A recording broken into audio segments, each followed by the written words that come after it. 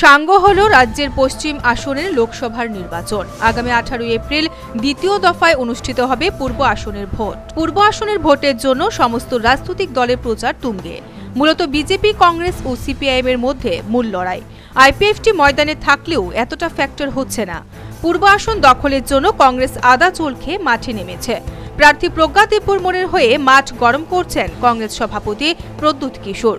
বৃহস্পতিবার প্রজ্ঞার সমর্থনে গন্ডাছড়াতে সভা করেন প্রদেশ কংগ্রেস সভাপতি প্রদ্যুৎ কিশোর। তিনি জনসভায় বক্তব্য রাখতে গিয়ে বলেন, মাধববাড়ির ঘটনায় তিপ্রাসা জাতি আক্রান্ত হয়েছে, খেয়েছে গুলি। কিন্তু মুখ্যমন্ত্রী বিপ্লব কুমার দেব কিছু বলেননি, চুপ ছিলেন এনসি দেববর্মা। অথচ ঘটনার পর আন্দোলনকারী তিপ্রাসাদের বিরুদ্ধে দেশদ্রোহিতার মামলা দায়ের করা হয়েছে। বিশ্বজিৎ নামে এক আন্দোলনকারীর প্রসঙ্গ টেনে এনে বলেন, বিশ্বজিৎ তিপ্রাসা জাতি বা হিন্দুস্থানের মন্তব্য করেনি। সে বলেছে ত্রিপুরাতে থাকা বাংলাদেশিদের বিরুদ্ধে।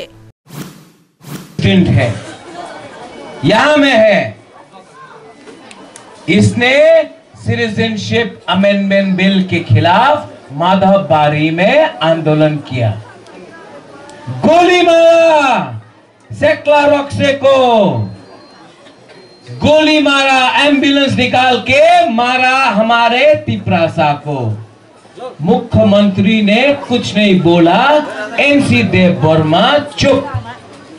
विश्वजीत के खिलाफ पुलिस ने केस फाइल किया कि ये भारत के विरुद्ध है।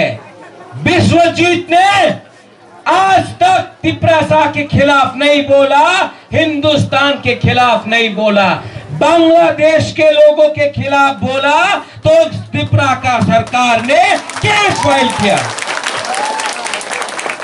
क्या केस है? প্রদ্যুতের এই বক্তব্য তিপ্রাসা জাতির কাছে যথেষ্ট তাৎপর্যপূর্ণ। কিন্তু এই ধরনের বক্তব্যের কারণে আগামী দিনে রাজ্যের আইন শৃঙ্খলা অবনতি হলে এর দায়ভার কে নেবে? প্রদ্যুৎ নিজে নাকি তার কংগ্রেস?